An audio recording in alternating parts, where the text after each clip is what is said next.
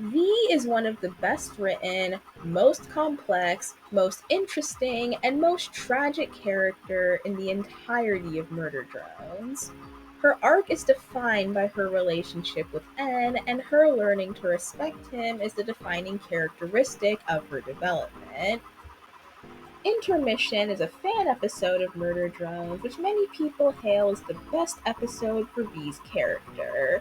However, when you look at it compared to the actual series, you realize that it treats V horribly, as in just 20 minutes, it manages to mistreat, misunderstand, and mangle her arc by squandering her most important relationship. This video is going to be an addendum to my original video on intermission, as I feel I didn't do this sad excuse of a character enough disservice. So join me as I explain how intermission is a masterclass in missing the point. Now, before I can explain how intermission ruins V's arc, I first have to explain why her arc is so amazing in the first place. V's arc, and her entire character really, is centered around her relationship with N, her former crush, whom she later strives to protect, both physically and emotionally, from the Solver. However, as the series goes on and N develops more of a backbone due to his relationship with Uzi, V learns that N is competent enough to care for himself and that she can't always be around to protect him, which culminates in her sacrifice in episode 6, where she admits N doesn't need her and that she trusts Uzi. Her arc is ultimately one of learning to respect N as a person and develop a healthier, more balanced relationship with him. However, Intermission doesn't understand this. The very first thing she does in the episode is point a gun at Uzi's face right in front of N, something that I already said is inconsistent based on what she does in Cabin Fever. However, afterwards, when N takes issue with this and brings her behind the whiteboard to talk, she argues with him and tries to persuade him that killing Uzi is the only thing they can do, and when she can't sway N to her side, she bites his hand. I really hate the way V acts in this scene because it just makes her look like an entitled child who can't handle people disagreeing with her. Even when she and N fight in Cabin Fever and he asks a question she can't answer, she's intelligent enough to just shut up rather than pointlessly attack him. Then, during the dreaded Spire scene, she quips about how if Uzi died, she would call dibs on her corpse, despite the fact that in Cabin Fever, she realized just how much the two mean to each other and how heartbroken N would be by her death. Although he doesn't seem too fazed at Uzi's clear discomfort and fear, so maybe this isn't just her problem. During the montage, she does technically help, although not enthusiastically, and it's very hard to tell whether any of this is by choice or N peer pressuring her into helping.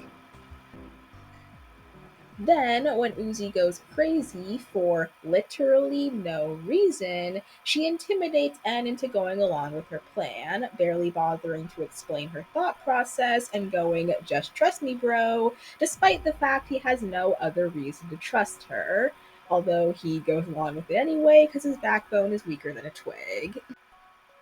He's also stupidly wimpy in this fight, my god. In Promening, N is unfazed by getting bisected, but here he'd probably have a seizure if he got a paper cut. After the fight, when N makes a plot hole and V chases Uzi away for no reason, the two argue, with N making plenty of valid arguments and V essentially admitting she doesn't care about N's feelings. She runs away, with N deciding to try and search for Uzi and not stop V from finding her, despite the fact V is the immediate threat right now. In Cabin Fever, after V and N fight, he tells her to look after the campers. He knows that she's upset right now and doesn't want her to risk finding and harming Uzi. And in Intermission, doesn't have the brain power to think that far ahead and wouldn't have the strength to take on V in a fight. When he finds V and Uzi at the end of the episode, he hugs the two of them, despite the fact he has no logical reason to do anything but hate V. The last thing he saw her do was fly off to find and kill Uzi, and he has no idea what happened between the two of them. As far as he knows, V could have just had a knife pressed to Uzi's neck, and his convenient arrival interrupted what would have been her untimely death. But he's not allowed to think because this episode has to happen. Finally, on the Spire, when Uzi tries to talk to N about the traumatic situation she just went through, V stops her from speaking and instead goes on this monologue about how she feels mistreated, that no one understands her, and that her aggression was just her leaning into everyone else's view of her. I hate this scene with a burning passion, even more than the Spire scene, because it tries to paint V as tragic and sympathetic, but instead simply comes across as her guilt tripping N and Uzi. She doesn't take responsibility for her actions, nor does she even admit she could have been in the wrong, and instead leverages literally every external factor possible as an excuse, even going as far as to imply N was in the wrong for being upset with her, despite the fact she's done nothing but disrespect him for 5 whole episodes, and now refuses to apologize or take responsibility, meaning N has more than enough reason to be upset with her. Slight tangent, but you think at this point N would realize V is a toxic person, right? I mean, she spent an entire episode being confrontational, disrespectful, and rude, now refusing to take responsibility for her actions when confronted about it. You'd think at this point he'd realize she's a toxic, manipulative, selfish person and not someone he should bother trying to develop a relationship with, right? Well, you'd be right. If Intermission let N be even remotely intelligent or keep even a shred of his characterization from Cabin Fever. Now, I think I know why Intermission writes V like this. It misunderstands the point of her character. Intermission misses the point of V's arc by forgetting what her arc is meant to be about. It acts like her fatal flaw is her dislike of and refusal to understand Uzi, all while turning a blind eye to her mistreatment of N.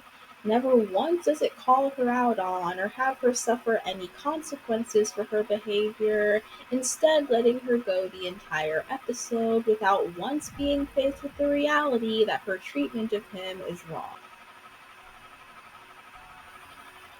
It focuses so much on her relationship with Uzi that it sacrifices her relationship with N in order to achieve that. Unfortunately, the mangling of V's character and strangling of her relationship with N not only makes Intermission hard to watch and an embarrassment to the characters it claims to help, but also has some pretty nasty ripple effects for the rest of the series. It recontextualizes her behavior in Cabin Fever, especially at the end, and makes it feel like everything that happened in that episode meant nothing and that she had ended it just as petty and spiteful as she started. Like I said in the first video, does she actually understand now, or will her personality be reset the next time we need a ham fisted conflict?